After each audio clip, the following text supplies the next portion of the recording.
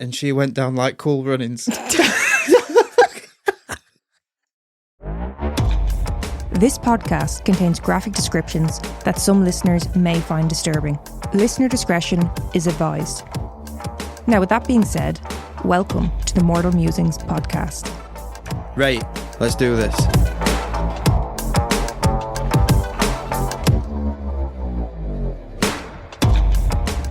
So, came across a couple of facts. I learnt one fact and then it sent me down a little rabbit hole. So I had to write these down. I've got 9 of them. So we'll speed through them. But I'm sure there's going to be some discussion. Pigs' orgasms last half an hour. Okay. Well, you said you had to speed run them, so... No, but there can be some discussion. That's interesting. I didn't know that. Butterflies taste with their feet. Okay. Ostriches' eyes are bigger than the brain. That's how small the brain is. Oh. They're thick. Some lions mate up to 50 times a day. Nah, it's taking the piss. Well, they ain't got much else going on, have they? They've got hunting and sunbathing, climbing trees. If you give a chimp the pill, Birth it works. control. It works on them.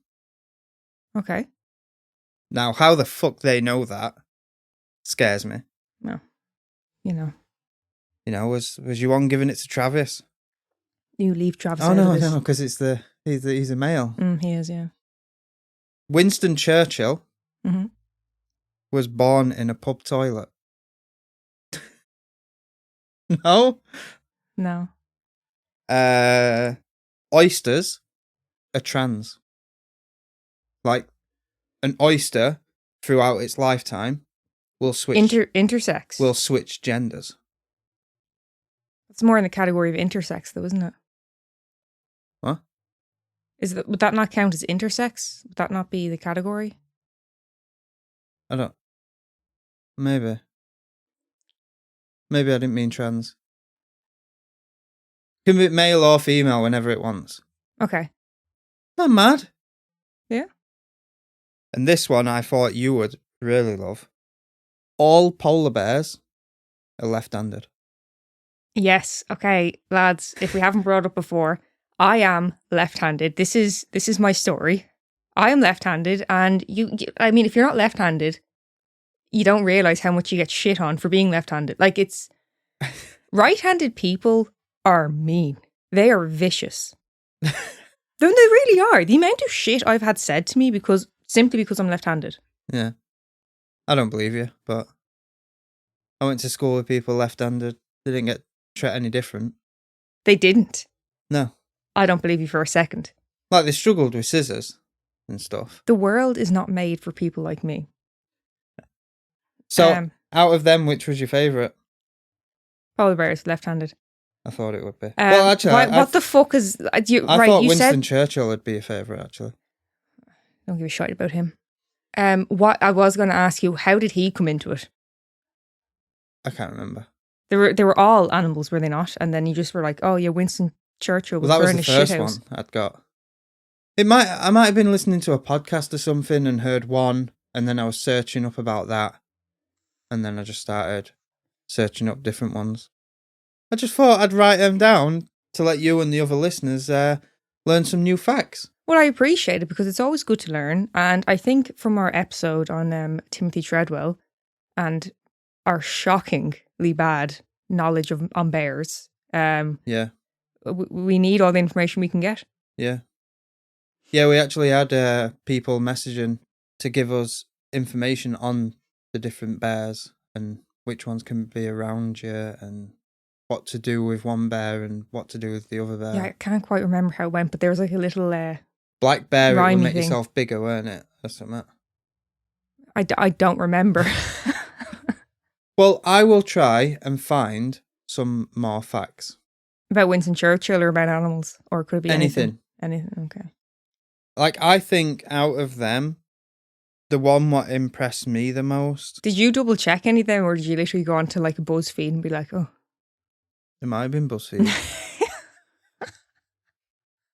The shagging up to 50 times a day.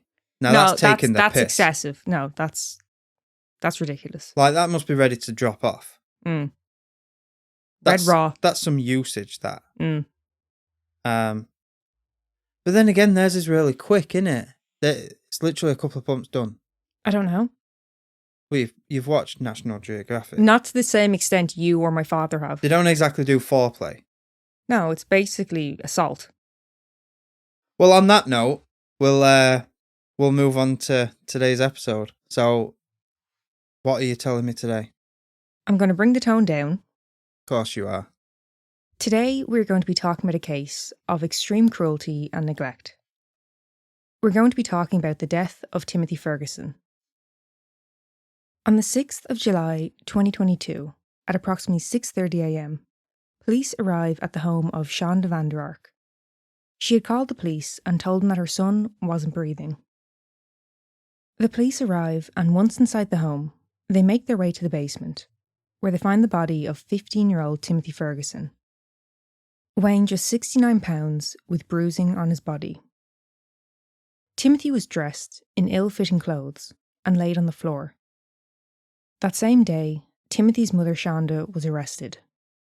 She was charged with open murder and first-degree child abuse 2 days later. The following week, Timothy's brother Paul was charged with first-degree child abuse. Oh, so it's the whole family? Well, it's the two people I just said. So it's what, his brother and his mother? Yeah. Where's father? Well, we're going to get into the backstory now. Okay. Timothy was born to parents Eric Ferguson, that was his father, and Shonda.Our. Timothy was described as a sweet, happy child with blue eyes and blonde hair. He grew up in Oklahoma along with his 3 siblings, Nolan, Paul, and Millie. And it was said that if you were to walk into Timothy's room, you knew to wear a pair of shoes, given his love of Lego. Oh, yes. I remember them days with Lego. I bet you nearly broke your mother's neck a good few times. Oh, yeah, not just with Lego. I remember when I was about 8 and a family member who lived in another part. Oh, no, they lived in Germany. And they were coming over to the UK, to do the rounds of friends and family. And they was coming to our house for Christmas Eve night. They do every year, Christmas Eve night. And so my mum was doing, a deep cleaning, a spring cleaning. Is this the staircase? Yeah. Sorry, can we... So, obviously you guys like true crime. You know the staircase case? Neil has his own one. Go on, Neil. Tell the story. So, I was 8 years old and I wanted to help my mum clean the house. Like a good little lad. So I was a good little boy. Mm. So I got the furniture polish and polished the stairs. Wooden stairs. Yeah. Already varnished stairs. But my mother didn't know this and she was wearing tights. She ran arse over tit. She came down like a sack of shit. She stepped on the top step and then it went onto the next one and she went down like Cool Runnings. And then a couple of days later, this went on for fucking ages. And then a couple of days later, my brother was in his football gear. He'd got a football game. Well, not that day, because he went down about halfway down the stairs. Hang on. Right, so that happened to your mother? Yes. And we laughed a lot. But you told her straight away, I polished the stairs? No. Oh, you just let her break her neck and you're like, oh, I don't know what happened. Well, I thought I was helping. I didn't realise No, I'm not blaming you, but I'm just saying, like, you think you would have been like, they're very slippery. It's very, like, it's polished up. I'm just going to wash it. Why didn't you just wash the stairs to get any of the... I was 8. Not you. Your mother or father or whoever. I don't know. I don't think they could. know why, because you didn't own up to it. They didn't realise they were fucking covered in polish. Oh, no, they knew. Because they were asking what was different about the stairs. And then, I don't know how, but I ended up saying, oh, well, I put that spray on it and buffed it. So they did clean it off in the end? I can't remember, but I remember whatever I'd done, they couldn't undo fully. So they ended up getting matching carpet to what we had in the sitting room. So they bought more of that and they cut sections off and put them on each individual step. Okay. And they're still there to this day, I think, because of me. I was just trying to help. Got wrong end of the stick again. Right, well, with Neil's tale out the way. Confession, yeah. Attempted murder. We'll get back to the story. Timothy was also particularly close to his sister Millie, and was said to have always been by her side. The family would regularly attend church together, and although Timothy was said to have always had a smile on his face, this was where other members of the church would first notice a few red flags. They noted that the children's clothing was often dirty, and that they're being left in soiled nappies. Wait, so they were just leaving him shit up? Yeah. So when she's saying nappies, for our American listeners, it's diapers. Yeah. The Americans, why do they have to change everything? Like a dummy. Why do they call it a pacifier? Well, I call it a dodie, so we're different there as well. Well, no, you still know it as a dummy. Yeah, but I wouldn't say that. There will be 6 investigations into different allegations made against the family, which resulted in action being taken twice. On the 1st of February 2008, the Oklahoma DHS opened an investigation focusing on Timothy, who was 18 months old at the time. There was allegations of malnourishment and medical neglect. Shonda and Eric both denied the allegations.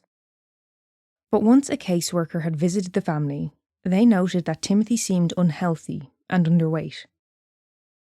Social services recommended an early intervention program for families of children with developmental delays and disabilities, as well as an action plan in which the parents are required to follow a doctor's recommendations. You see, Timothy was autistic and also speech and motor impaired, something it seems that his parents didn't really seem to make many adjustments for. After these recommendations were made, the case was closed. On the 25th of October 2009, after an allegation of sexual abuse, social workers along with the police arrived at the home of Eric and Shonda once again.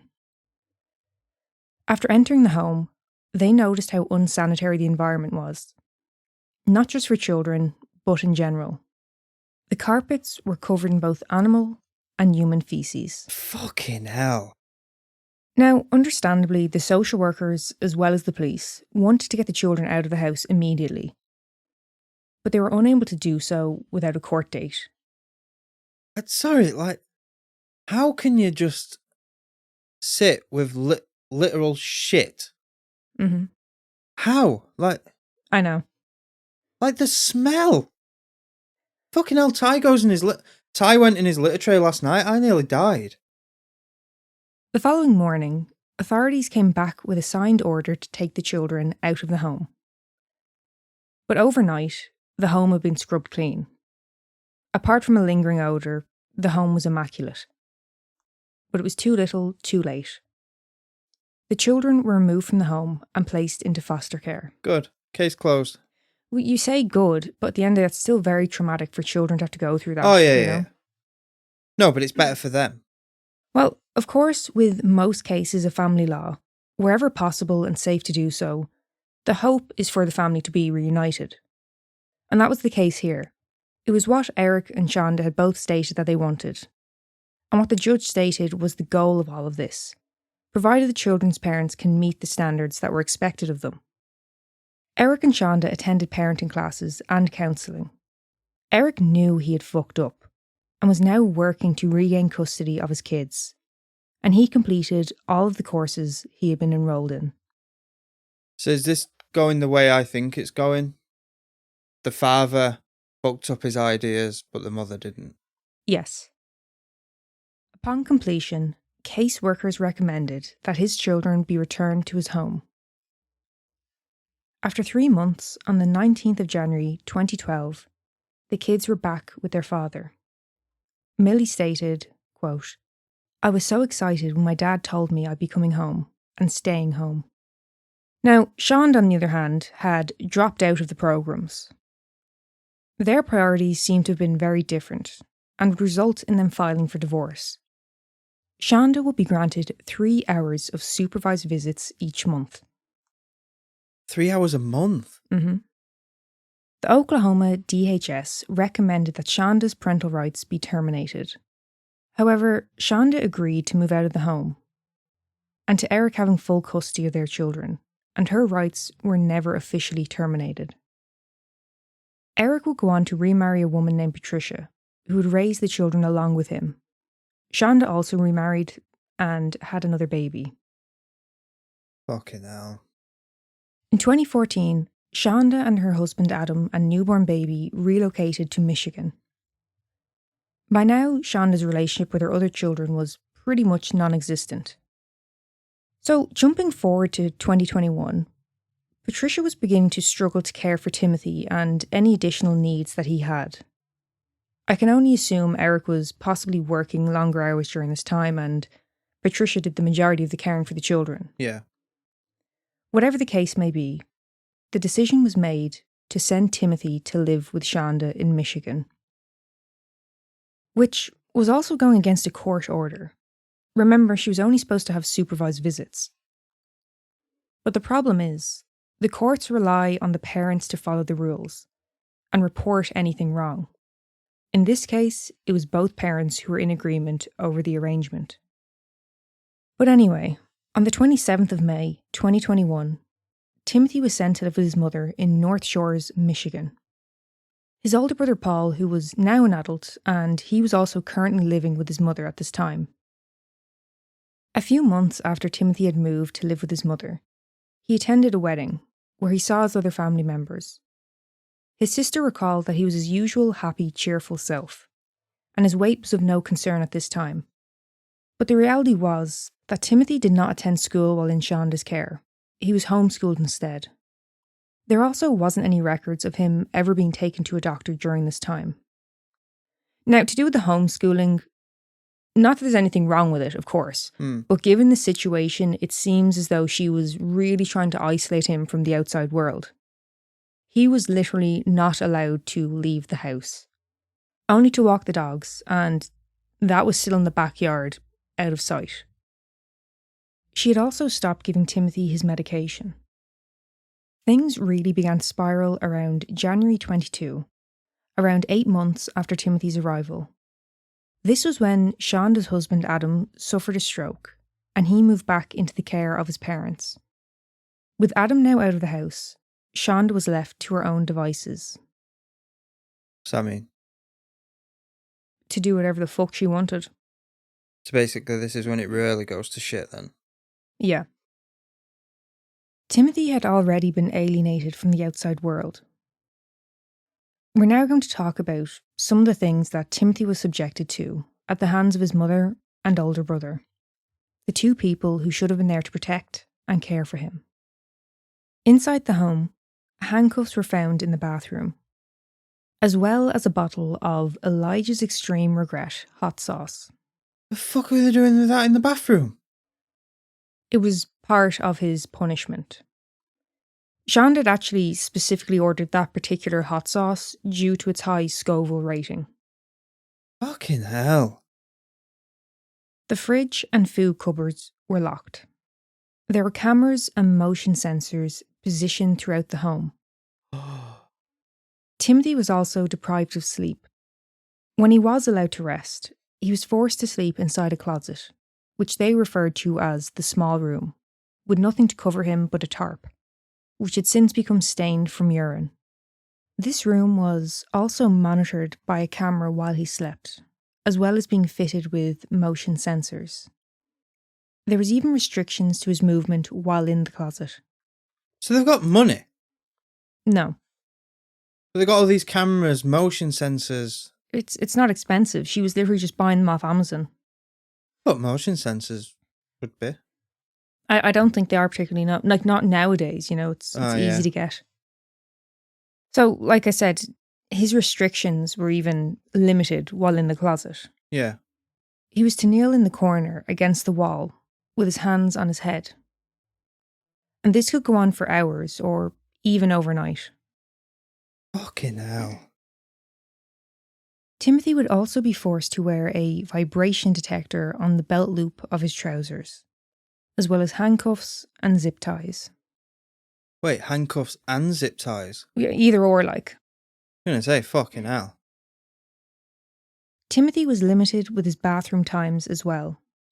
He was allowed 1 minute to urinate and 2 minutes to defecate. The bathroom was also monitored. So the 2 minutes for a number 2? That'd be me fucked. I can sit in there for 1/8 hour.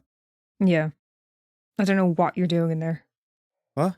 I don't know what you're doing in there. If you were having some trouble, I could understand. But if you're just sat there on your phone, that kind of annoys me. I think it's a guy thing. It's like... I don't think it is. Relaxation time. Sorry. No, I think there's plenty of women who sit on the toilet with their phone as well. Just as they would work different shifts at work, Shonda and Paul would work shifts in order to discipline Timothy. Over the course of 6 months, hundreds of messages between Shonda and Paul detailed how they planned to punish Timothy for essentially nothing, including one message which Paul sent to Shonda stating, quote, "He's bone thin, Mama. I think we need to actually feed him." Her response to this was, "Kay, give him some bread, please." And there'd be no nutrients in that because it'll be that Wonder Bread. Just for our listeners, I'd always wanted to try Wonder Bread. So our friend Melissa, I got her to send me some. I was ill from eating 2 slices of it. It was like cake. It's very sweet. It's not bread. No. Yes, I hope. Well, that's what I mean. So even if he was starving, he's not even going to get nutrients from that. Shonda would plan out different punishments for Timothy, while Paul was the one who executed the plans. Their sister Millie would say about Paul, quote, "Paul loved having a power trip over Timothy. He loved having any sort of control over Timothy, as domineering as it could possibly get. For a while, we couldn't even have them in the same room because Paul would be so mean to Timothy." Prick. So he was probably getting bullied at school or something. No, that's neither here nor fucking there. If someone's getting bullied at school, there's plenty of people who get fucking bullied at school, and it causes them to be more compassionate and caring. Yeah, some.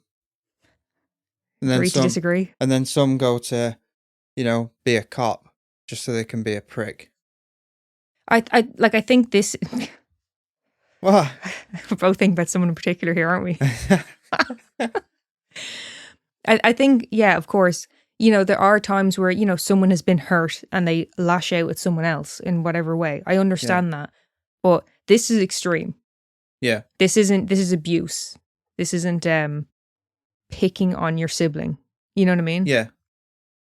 There was an occasion where Timothy went to the fridge without permission and took some cheese.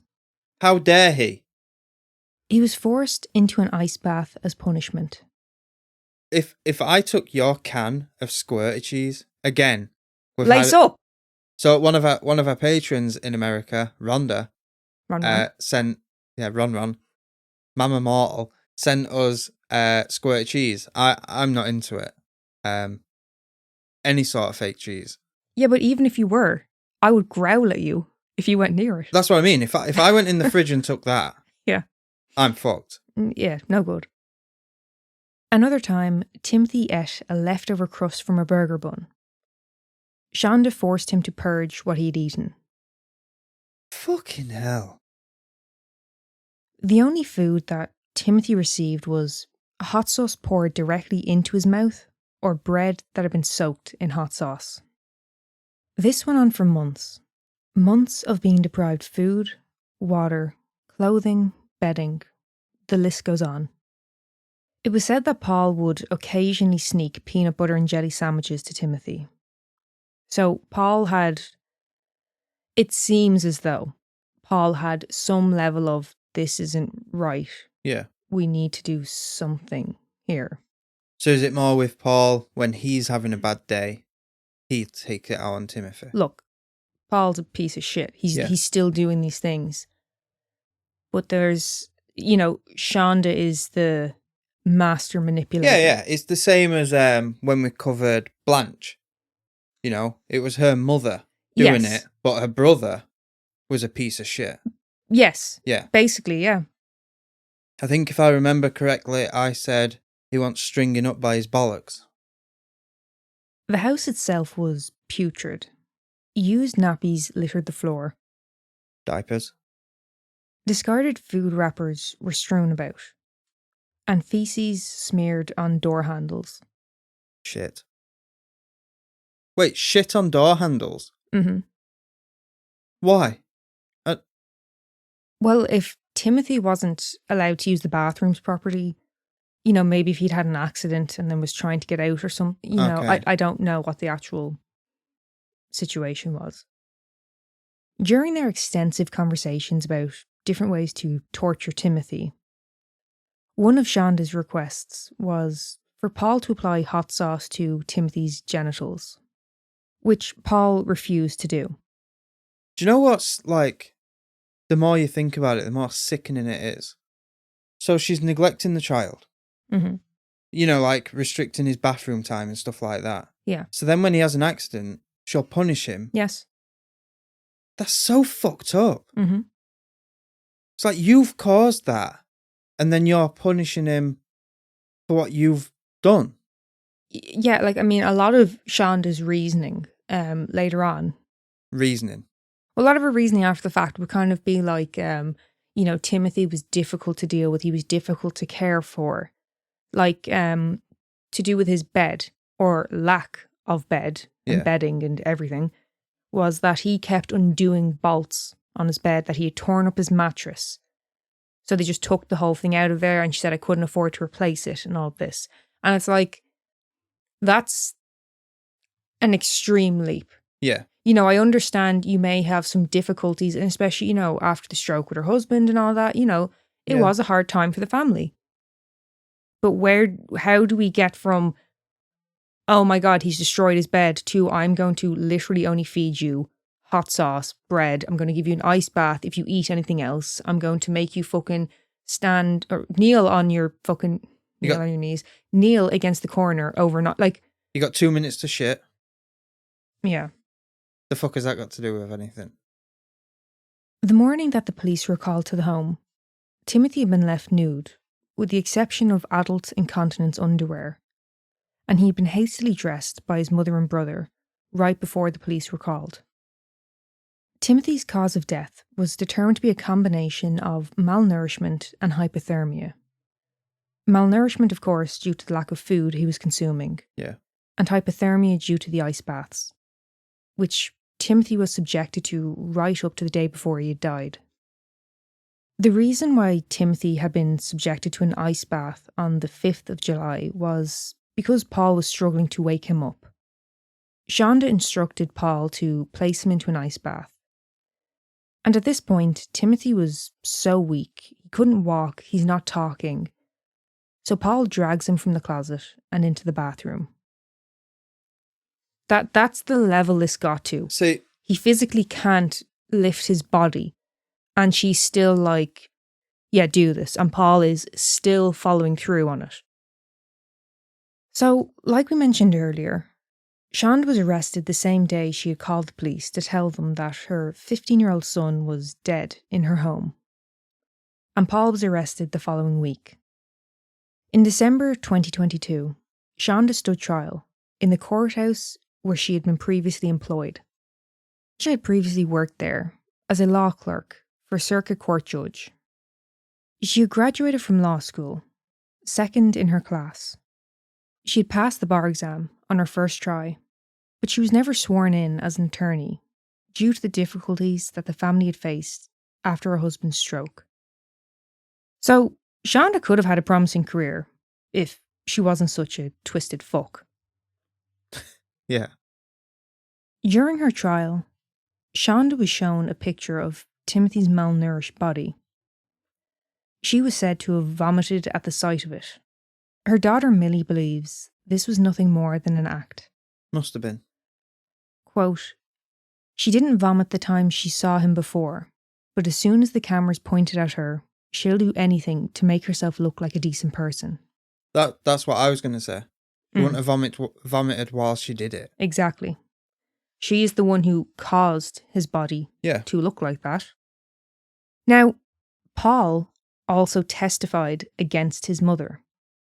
As Paul speaks, Shonda can be seen just shaking her head, taking notes, as if to make out he's lying. He's building this up and turning it against me. Yeah. During his testimony, Paul made it very clear that he feels that his mother is the master manipulator in all of this. But he is upfront about his involvement in the crime. Okay, he's still a piece of shit. Mm-hmm.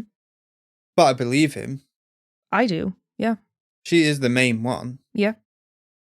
Shonda listed a variety of different conditions that she suffered from, both physiological and psychological, including sensory issues, which you would think, if anything, would make her more compassionate towards her son, who experienced similar issues. Yeah. No, apparently not. Shonda's trial was the first time that Millie and Nolan had seen their mother since Timothy's death, and they both made victim impact statements. Millie said, quote, I want her detained for the rest of her life so she can't hurt anyone else. I want the world to know that Timothy was wanted, if not by her, then by me. He was loved by me. When Nolan spoke, he said, quote, Timothy wasn't surrounded by people who loved him when he died. If I had known that, nothing could have stopped me from rescuing him and holding him in my arms and telling him I love him. He went on to say, if I can't have my brother back, she shouldn't have her freedom back. I don't know. I think this is death penalty. It's so sadistic. Well, the judge also had a few things to say.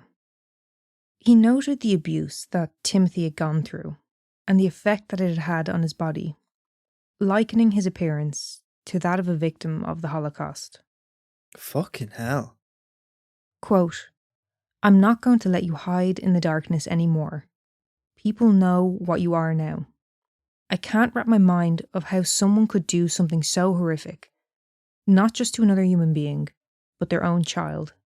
But you know, I like with the statement thing saying, you know, he's not going to get his life back, so she shouldn't be. Mm-hmm. But it'd probably be worse off for her if they let her out. Now it's come out what she'd done. Yeah. Could you imagine the fucking uproar? Oh, people be out for fucking blood. Yeah. On the 23rd of January, Shonda was sentenced to life in prison without the possibility of parole, and a further 50 to 100 years for first-degree child abuse, a much higher sentence than is usually imposed for child abuse charges. After Shonda was sentenced, she was escorted out of the courtroom, not once looking up to see her children. Oh, really? She knew that they were just like, fuck you and it. Yeah. The following day, Shonda's parental rights over her now 9-year-old son were terminated. He is now being raised by Adam's parents. The defense would later say, quote, something broke. This case makes no sense. There's no gain for her. Someday, someone is going to tell us what's wrong with this woman. Millie would also say about her mother, quote, she barely had any part in our lives. I don't think she was a mother for the children. I think she was a mother to call herself a mother. So that's Shonda taken care of. Yeah. I'm interested to find out what he got. Well, during Paul's trial, he talks about how his mother convinced him that there was nothing wrong with Timothy and that it was all an act. It's thought that the reason Paul was so willing to actually follow through with his mother's sadistic wishes was partially due to him having nowhere else to go. When asked did he love Timothy, Paul responded with, quote, I suppose I didn't love him enough. That's why I'm trying to bring justice for him. The judge stated that he doesn't believe that Paul was repentant and that he is, quote, one step away from becoming a psychopath, just like his mother. I agree. Paul pleaded for mercy. Reading from a letter, he told the judge, "If I could do it all again and do it right, I would." He then told the judge that he would serve his time, quote, "with the little honour I have left." Now, his attempt at remorse didn't seem to have much effect on the judge. Yeah. The judge would say to him, quote, "I don't believe that you're sorry. I don't believe that you have any empathy. I think you're just as bad as your mother, if not worse." On the 26th of February 2024, Paul was sentenced to a minimum of 30 years. The Muskegon County Assistant Prosecutor stated that, by a long shot, this case was the most difficult case I've ever worked on. Millie and Nolan did not speak at their brother's trial. Timothy's stepfather had passed away before the trial began, and his biological father did not attend. So with the trials out of the way, and Shonda and Paul have received their sentences, Millie now wants further investigation into how it came to be that Timothy would end up in Shonda's care. Yeah. It never should have happened. Yeah. And that is the case of the torture and death of Timothy Ferguson. At the time of his death, Timothy was just 1 month shy of his 16th birthday. Timothy's body was cremated. His ashes are now buried next to his grandmother in North Carolina. Every year, Millie and Nolan visit Timothy's grave on his birthday. So, was the reason why you said Millie and Nolan never, at the trial, they didn't speak to each other? No, I didn't say that. I thought that's what you said. No. I said Millie and Nolan did not speak their brother's trial. Timothy's stepfather had passed away before the trial, Yeah. and his biological father didn't even attend. So Millie and Nolan didn't speak at the brother's trial? Yes. Do you want me to read it again? Did it sound whatever? No, but that's what I'm asking. Why? Was there a reason why they didn't speak? Oh, I get you. Yeah, don't worry. So I hear it as Neil and Megan didn't speak, meaning we didn't speak to each other. But you mean No, speak? didn't speak at the trial. Yeah. I'm dumb. There you go. You could have given me a trigger warning. I did beforehand that it was going to be a difficult one before we'd started. Yeah, but to what level?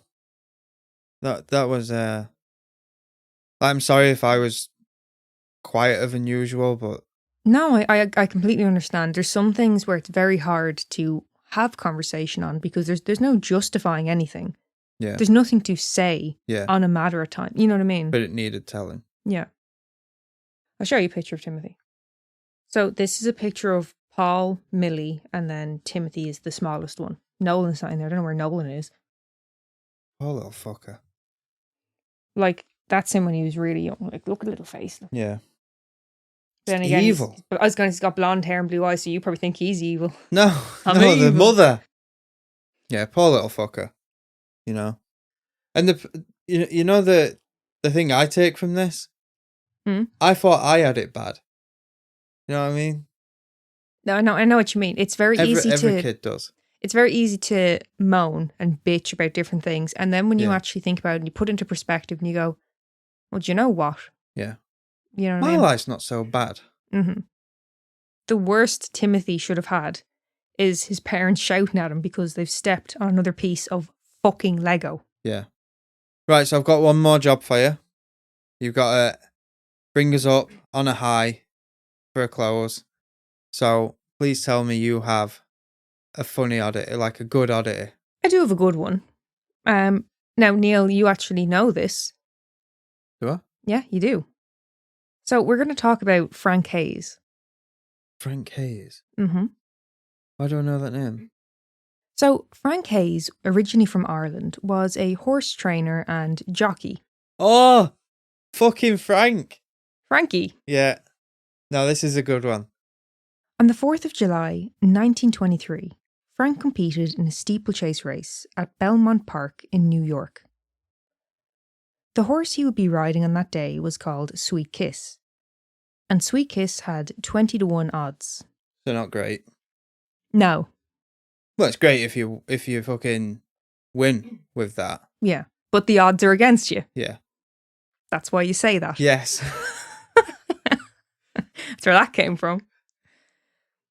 So anyway, Frank hops on the horse and the race starts and the two of them take off. Well, no, the horse takes off. During the race, Frank goes limp and slumps over the horse. It wasn't until after the race that it was discovered that Frank had died mid-race. He did, yeah. He fell from the horse approximately 100 yards after the finish line. So he finished the race. Yeah. His cause of death would later be determined to be a heart attack at the age of 23. Oh, fucking hell, I didn't know he was that young. Yeah. Now, I mentioned there that Frank was a jockey, but it would be more accurate to describe him as a trainer or a stablesman. Okay. Is it stablesman or stableman? Is that a stableman thing? Stablesman? No, stable man. Stableman? He worked in stables. Is this like Frogman again? Frogman? He worked in stables. I still don't know if it's Frogman or Frogman. I think it's either or. Potato. Anyway. No, it's not potato. He was a trainer. It's tomato. Fuck's sake. But anyway, yeah, Frank was a trainer / stableman. He worked in stables. He did. But Frank had always dreamed of being a jockey. The only thing standing in his way was his weight. In order to make his dream a reality, Frank began a new fitness regime, including weightlifting and jogging, as well as seriously reducing his calorie intake. It was argued whether the heart attack was caused by the excitement of the race or that he just simply put his body through too much in the previous months. Frank was buried at the Holy Cross Cemetery in Brooklyn, wearing his racing silks. Poor fuck, you only got the one wear at them. Yeah. Well, they usually only do. Do they? Yeah. Even back in the 20s? You think they would have been a bit more... Well, I don't know, because I don't know how it worked back then. But They're not as wasteful as they are nowadays, I wouldn't imagine. The colours aren't the jockey, the colours are for the horse, aren't they? What's that got to do with it? Because it's... Oh, sorry, you mean each race, that they would have to match the horse. I think it's so for the horse. Yeah. So then the next time they're racing, they might be on a different horse, so they're wearing different colours. I know nothing about horse racing, couldn't tell you. So, not only was this Frank's first race, and he managed to finish the race, post-mortem. Yeah. But he fucking won the race. And the odds were against him at 20-1. Yeah. Don't forget that. So, for anyone who doesn't understand, if you were to have a quid, $1, if you were to put $1 on, you would win $20 and then get your one back as well. So you'd be up 20. Just in case people don't know. I'd say people can figure that one out. Condescending prick. Right, if you don't understand what OG means. Yeah. So, as for Sweet Kiss. Yeah. Well, Sweet Kiss never raced again. And it was rumoured that she was now given the name of, quote, the Sweet Kiss of Death. Fuck off. What, like, it was the horse's fault? Basically, yeah. I mean, she got the fucking blame for it, really. I don't know. I'm not really a massive fan of horse racing. No, I don't like it. You know, you whip the shit out of them to get to the finish line quicker. They fall over and break their leg, they shoot them there and then on the track. Not on the track. They do? They take them off. No. They put up a fucking tarp and they shoot. You hear it. Bang. You hear him shoot the fucking horse in the head. Do you know that for a fact? I've seen it. When have you seen it? Right. Because my dad is a massive horse racing fan. And I've sat and watched horse racing with him. And when they've gone back round and they've pulled the green tarp up, my dad said they're shooting it. So you're going by what your dad says? Yes. So this is saying euthanize, not shooting. Well, that's what they mean. No. It's injection. That makes your father even more of a sadistic fuck if he's watching that. I don't like horse racing and all that, but that's even fucking worse. Yeah. So he won But at what cost? Thought you were dead when you crossed the line. We're all Frankie, huh? Thank you so much for listening. Find us on Patreon, TikTok, Facebook and Instagram. If you have a case suggestion, or maybe even your own story, email us at mortalmusingspodcast@gmail.com.